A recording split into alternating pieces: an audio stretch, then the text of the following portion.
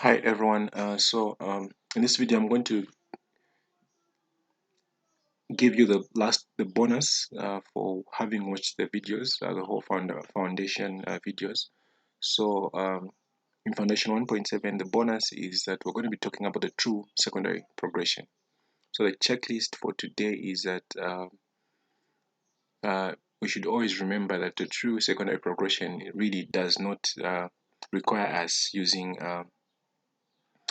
the Astrolog. The Astrolog or whichever, whether it's AstroSeek and other softwares, don't really calculate the true secondary progression that we need to know. So we should always remember that the mean motion of the moon is calculated the same way like the mean motion of the sun. Remember that the mean motion of the sun is that it takes 365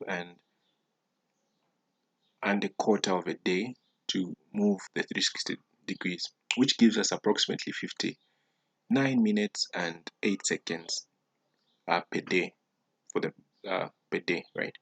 That's the sun's mean motion. So however, for the moon's motion, it takes the moon 27.34 days to cover the 360 degrees, which gives us approximately 13 degrees 10 minutes per day. So for the true secondary progression, we are going to be using this mean motion of the moon to progress the moon itself, right? We progress the moon. So what I'm going to do is that I'm going to draw up the chart. I think I've already drawn that.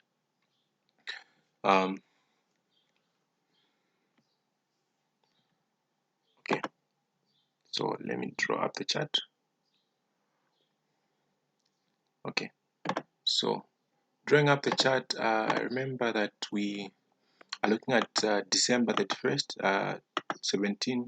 1974, 12 hours or noon, New York. So I'm going to put that and then apply, and that's okay, right? So what I also did was I went to settings, and on display settings there, remember that the default that we have is that it's going to be in zodiac, right? The moon's radix position is Leo 14 degrees, right?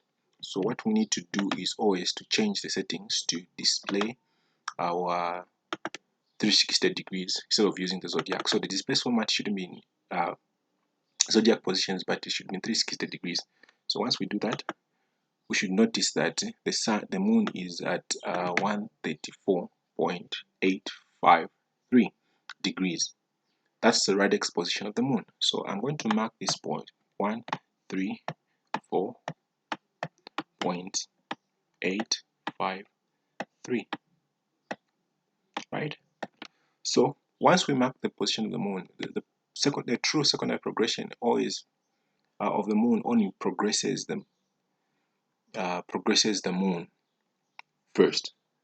That's a key component that we need to always remember. So what we're going to do is that remember that from the year God was opened to this year, it's about 48 years, right?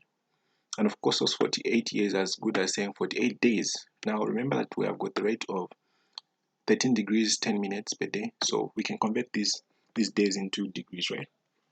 So once you multiply 48 days times the 13 degrees 10 minutes, it gives you approximately, exactly actually, 632 degrees.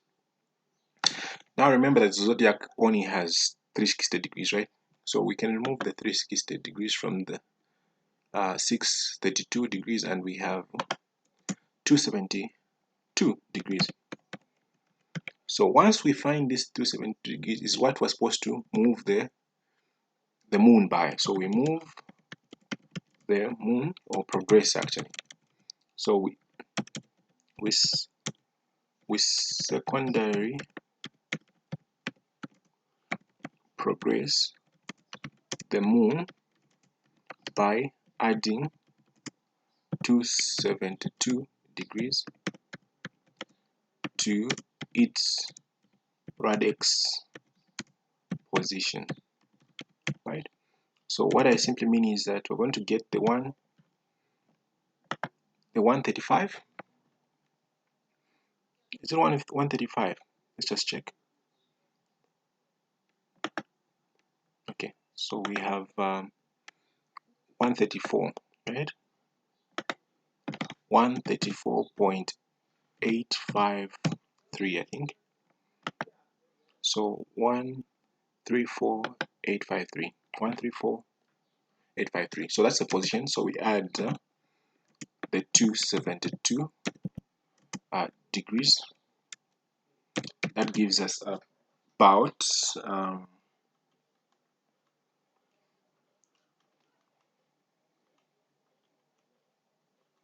that gives us about 406.853 degrees, right? Okay, degrees. And we're going to remove again the zodiac only is 360 degrees. So we're going to remove 360 from it, and we're going to remain with 46.853 degrees. So this 46.853 degrees is the radix, is the progressed position of the moon, the secondary progressed position of the moon. So once we have that, what we simply need to do is to find, and this position, right, position is for the 31st of December, right, December 2022. So for us to do progression, right, we've already calculated the position of the moon, the secondary progressed position of the moon for December 31st. What we want is, the question is, how about for January 1st, 2022? So what we do is that we simply remove, remember that this 13 degrees 10 minutes, this 13 degrees 10 minutes is basically how much we progress each year. So since, remember that this is the last day of the year, it simply means that the whole year has collapsed from January 1. This is the last day. So basically, we're going to subtract this amount from this position it is on this day, so that we get to the position it's supposed to be on January 1. So what I simply mean is that 46.853 minus the 13 degrees 10 minutes should give us the position of the moon on January 1st of this year. So minus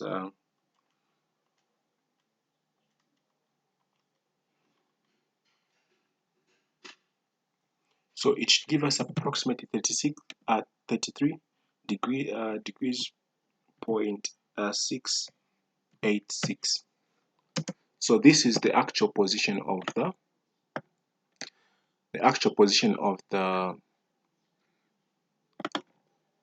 moon on this day. So degrees. So once we have that, what you simply need to do is go to your chart. Go to your chart. Remember that okay, so you go to your chart, and then you can list up all the dates from January 1 up to December 31st, last day. That's how you do the secondary progression. Once you do that, remember that on this actual day, the position of the moon is going to be the same one that we found, which is 46.85, approximately 0.853, right? So that's the actual position that we're supposed to be on this day. So from this day, remember that we removed the 13 degrees, and which gave us January 1st, which is basically 33 degrees 686, or according to my calculation, which was 686. Okay, that's basically it, right? So once you align the days with the degrees, so what we're simply saying is that once we put in that degree that we have calculated, right, remember that our 46 degrees, right? We had 46 degrees, and we subtracted the mean motion of the moon, and it gave us somewhere at 33 degrees, right? So what I'm simply saying is that once we have the days of the year aligned with the degrees, right? What we do is, remember, what is the increment that we have to be adding so that we get to, what increment are we supposed to be adding every day? Once we get the position of January 1, what you simply do is you get the mean motion and divide it by 360. So what I simply mean is that the mean motion is 13 degrees, of course 10 minutes, so the 10 minutes can be converted by dividing by 60. That gives us about point something. So 13 point something divided by the year, the days in a year.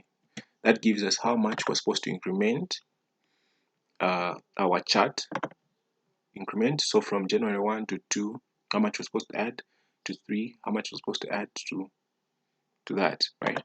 So in short, what we're simply saying is that you simply add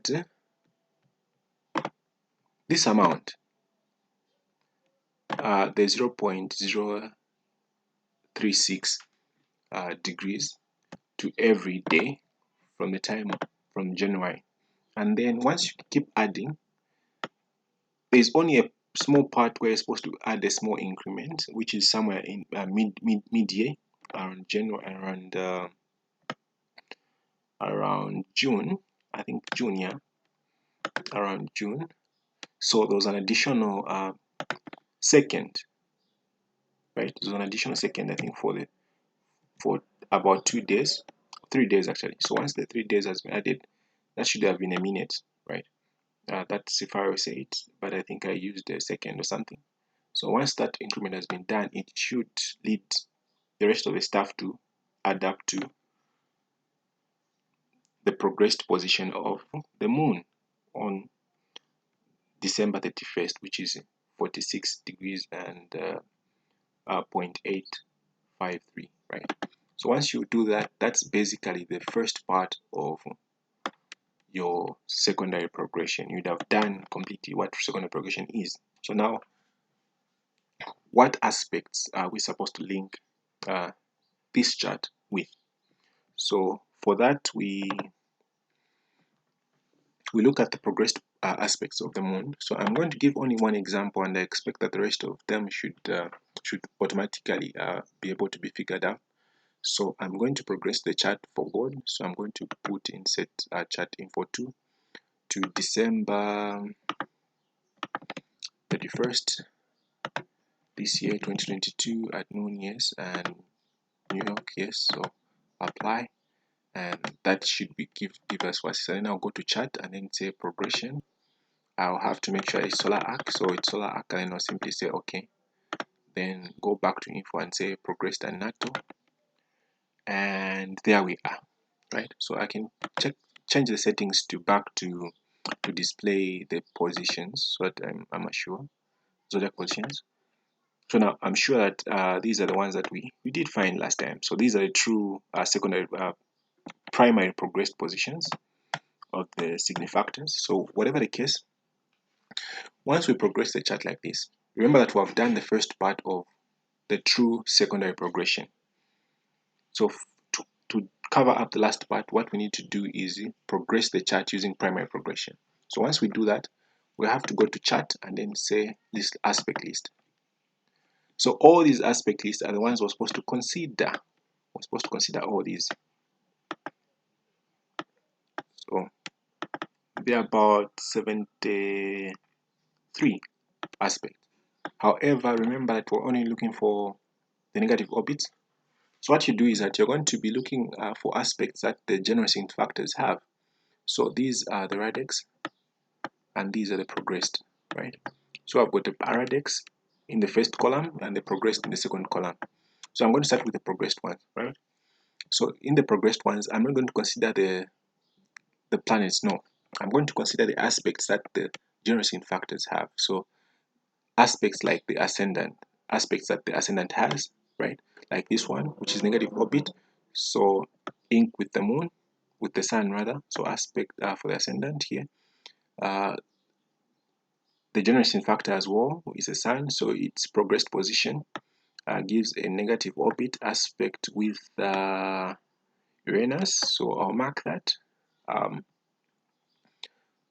And then we have the one for the moon is not is positive, so I'm going to leave it out. Positive as well, this one. And we've got ascendant here, both of them are working, so and the negative orbits, so I'm going to mark this. So you can have a list of all these aspects, right? Then there's this one, the midheaven is positive, so I'm going to leave it out. So the ascendant has a negative one with Cap. So you can go on until all these progressed positions of this generating factors has an aspect with the radix. So we have midheaven, yes, here with the trine to Uranus, its negative orbits. The sun also has an aspect with Mercury and its negative orbit as well. Ascendant is positive here, so okay. So you're going to continue moving down, but there's one particular aspect that I need to give an example of. You can do the rest for the progressed positions of the generating factors. Once you mark those, and also the ones for the generating factors in the radix. So the sun here had the negative one, it had the positive one, so I'll leave it out. So we have ascendant here, okay. So this is one example of a radix position of the ascendant with a trine aspect to the progressed Uranus. So it's negative, so I'm going to consider it. Midheaven also is, no, it's positive, this one. This one is negative, so I'm going to consider it. Sun, okay. The moon, positive here, so positive here as well. This is positive, okay. So ascendant, semi-square, Mercury, this is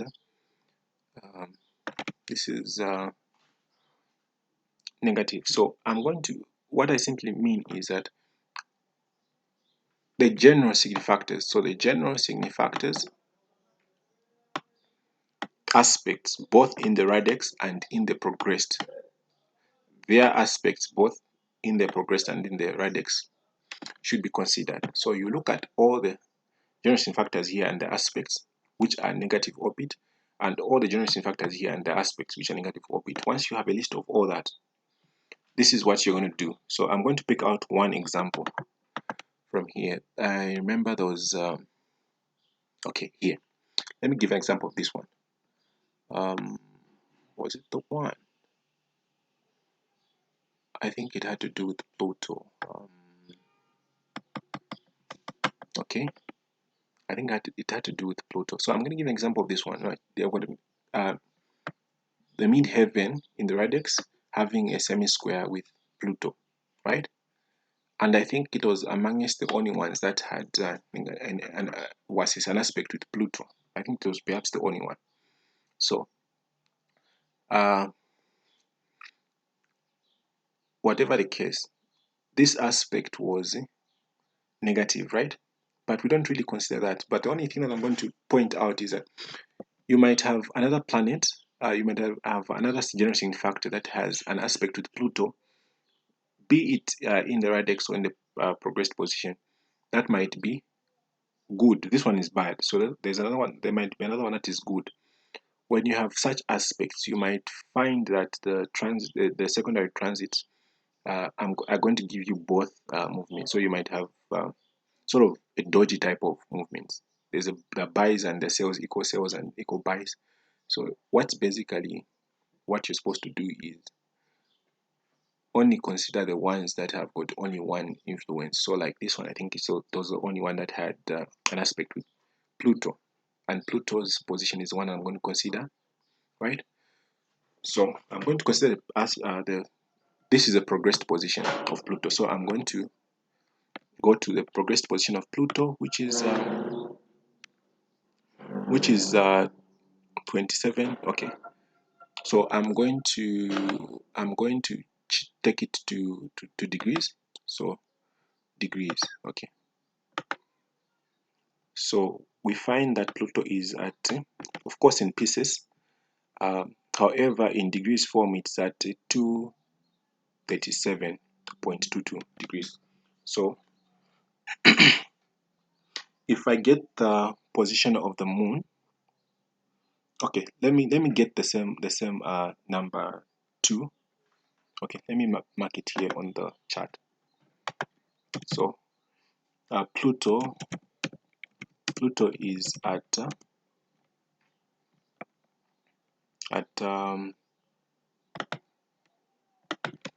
237.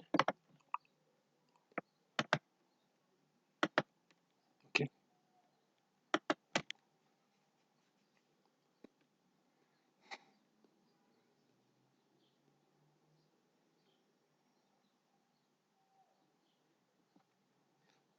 so Pluto is at 237 and 22. Okay, 0.22. Okay, so randomly I'm going to try out which aspects the difference between this degree and the ones that we have here, the ones for the moon here throughout the year. So to check out if we can have an aspect. So if I was remove 150 degrees, which is in conjunction,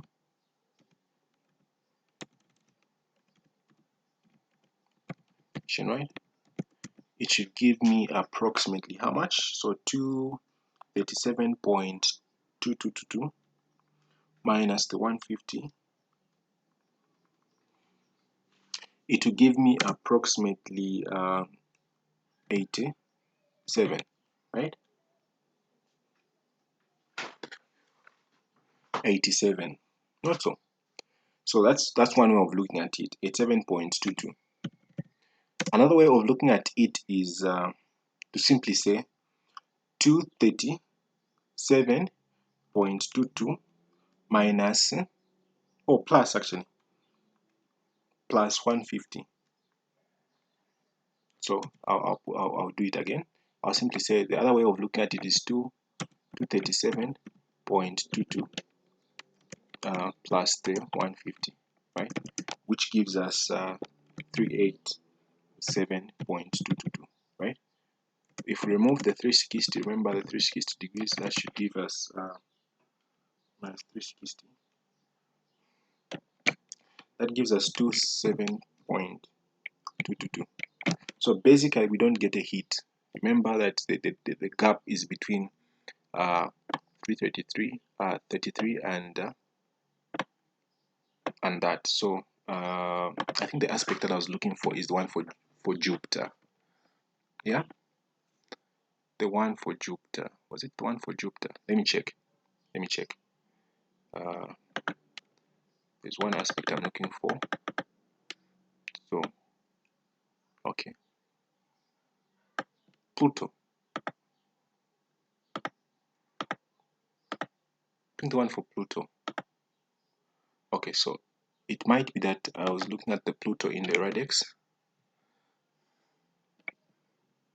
So I might have needed to wait.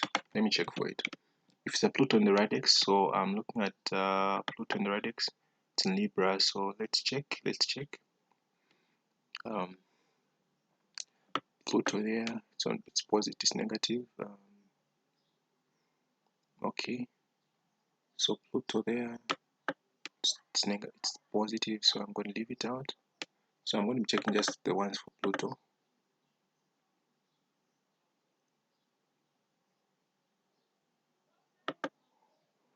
Okay. Okay. All of them are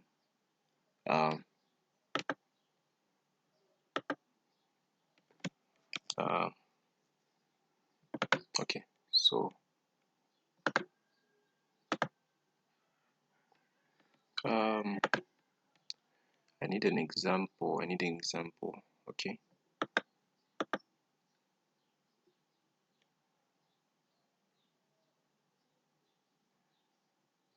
Okay, Pluto here seems to be at 183. I think 183. So I think the only time it's in that position is it's in the radix. Yeah, it's in the radix. So that's exactly what I was looking for. So let me just check, counter check that my aspects that I'm looking for are correct. Okay, so let me check the settings. Okay, they're correct. So these are radix positions. So I'll mark out the Pluto ones. This one, we have this one, we have this one. Okay.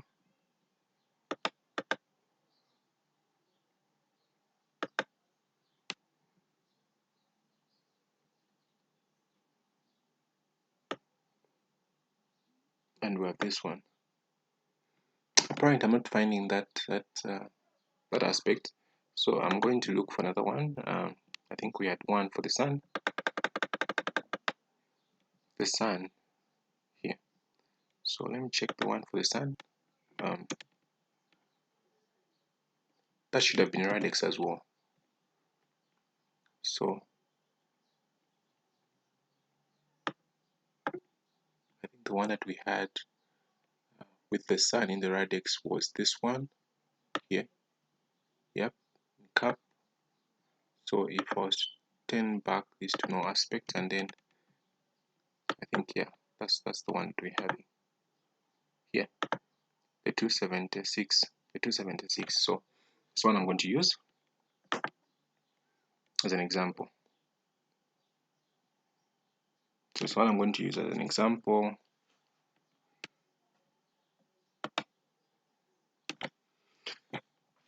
I think the one for Pluto wasn't the correct one. So, however, I'm going to use the one for the sun. 279. Okay, 279. So it's 279.637. 37. Okay, so 279.637, and we're looking at the sun's position. So instead of putting this, let me use a 120, a good aspect. So if we're putting a 120, we're simply saying that we're going to have if we subtract rather.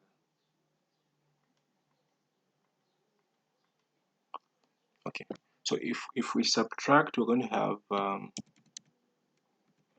159.637, which is not giving us a hit, right? So the other thing that we can do is simply say 179.637 plus 120. That gives us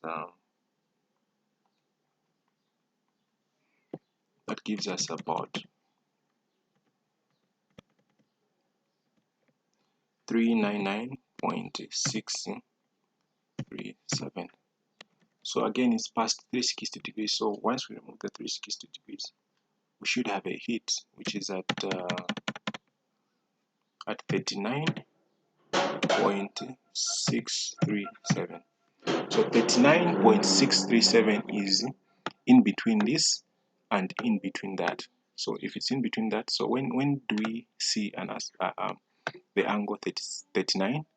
I'll go back to my chart, and if you scroll down, you notice that, okay, from January here, we had 33.33, and then we scroll down, it's increasing, and then we're about 38, and approximately here we have 39 and 3 or 637. So 39.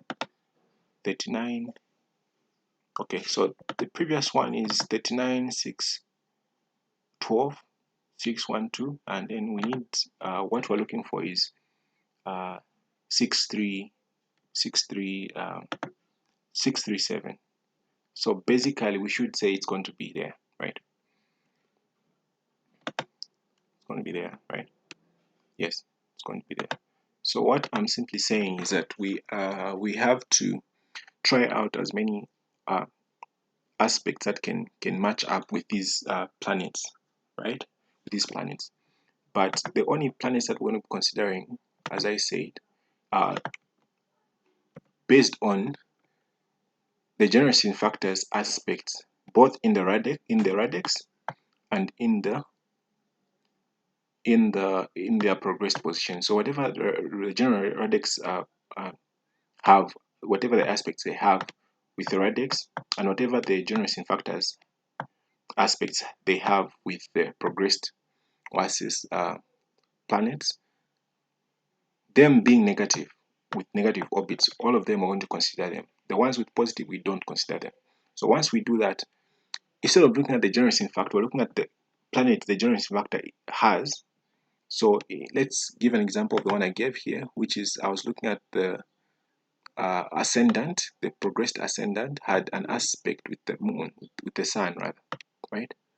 So since I'm looking at the ascendant and its negative orbit, so I'm going to get the sun's position in the radix. The sun's position in the radix, and then look if it can make any aspect with the moon, right? With the moon, with the progressed moon from December here, and also with the progressed position of the moon from January to December. If it can make any aspect with these within this with the gap or difference, that particular day when that degree happens to occur, whichever angle it had made, that position to the progressed position of the moon, that should give us uh, the trade. So on January 14th, we had a 120-degree angle with the progressed moon. So in short, what we're simply saying is that on January 14, we should have been seeing buys. So January, oh, not January, July rather, June, not July, but June 14.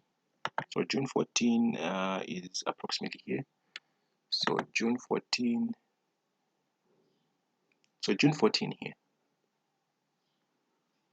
we should have seen some considerable buy here before we noticed that there should have been a sell. By 12, we should have seen a sell here, a buy as well here, but everything has to be checked. Yeah, I have to recheck these dates. However, that's exactly how you consider them. So on yeah, so this is basically how you do your progressions. This is basically how you do your progressions. So you expect that there's supposed to be a buy here, and then somewhere around 20 supposed to have been a buy, but it was short-lived because those support those the primary sign factor was going to cause a sell just somewhere near here, I think, if I can remember well. So don't worry about the other stuff. Remember that that's exactly how you're supposed to do it, and this is not the only influence that can cause long-term swings, because it's supposed to be also the primary sign factor. So whatever the case, always remember that uh, the secondary progression is done like this. So these other entries I might need to verify them, like the Pluto one. I don't know why I did put it, but it wasn't supposed to be there based on the aspects here I've seen, right? So once you do that, just make sure that you always go through your work so that you avoid errors which might cost you money, especially if you trade with them. So having said this is exactly how you do your true secondary progression, right? Consider all the aspects that the radix and the progressed positions of the generating factors have with each other, both in the radix and in the progressed. Once you have those, which are negative orbits, you can try to work out as many aspects that the other planet that the generating factor has an aspect with the progressed moon, But of course, the allowance that you have is uh, the position of the moon in December on December 31st, and uh, its position at January 1st. So within these degrees, you should be able to check if you can find a proper angle that works. Like the one that we found, the 190, the 120 degrees of the sun did work out. And once you find that, list all of them in the table. And once you do that, you should be able to get the whole picture of the true secondary progression. And having said this, I hope you have learned a lot in these foundation videos. I think my task has been done because I was only looking forward to just simply making sure that people get their fundamentals or the foundation solid. So if you haven't really gotten the whole picture of the whole thing, please go through the videos again and reread the Arcana and Stock and Share Key by Cefario. Read it over and over again. Please try to work out the same examples I've worked out, and you should be able to get them. Once you get these foundation videos, you should be able to uh, teach yourself astrology, right? Um, of course, astrology has a lot beyond all this that I've actually explained. But I was hoping that once these are covered, someone or each one of you should be able to progress in your studies in astrology, whether if you're using it for financial markets or you're using them just for your personal use. I mean, personal astrology. You should be able to progress with just these basics. So these basics are literally the fundamentals of which astrology is based on. So whether it be countries, people, or markets, weather, or whatever, these are basically the foundation that you needed to work out all that. So having said this, please always make sure that you go through the videos, and please be consistent, study and practice.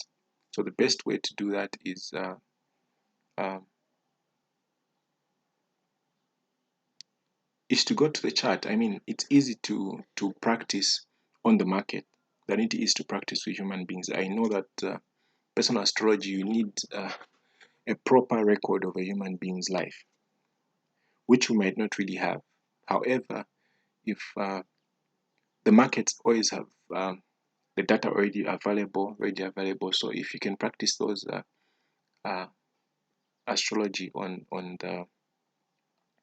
the markets, you should be able to get the hang of the foundations, the fundamentals, and the rules, so that you're able to quickly grasp even how they are applied on human beings and countries and elsewhere, right? Because you're able to get immediate feedback from the markets because there's valuable data which is available to everyone. So please remember that the best way to learn astrology is perhaps to use financial markets, because truly astrology is the same but just applied differently, applied in different spheres of life. So the same way I'm using astrology to forecast the markets, the same way you use astrology to forecast on human beings or countries or weather and all that stuff. So please remember that the best way to learn is to have first to learn how to use it on markets, and then you can deviate to learn to use it on other things, or on human beings, on weather, or whatever it is that you want to know, right? So having said this, I hope that the videos were very helpful to you, and I'm looking forward to starting another series of videos, which I'm yet to assist to plan on which ones I should pick up. However, uh, I've enjoyed myself, and I hope that the videos have been very, very, very much helpful to everyone. Having said this, thank you, and see you.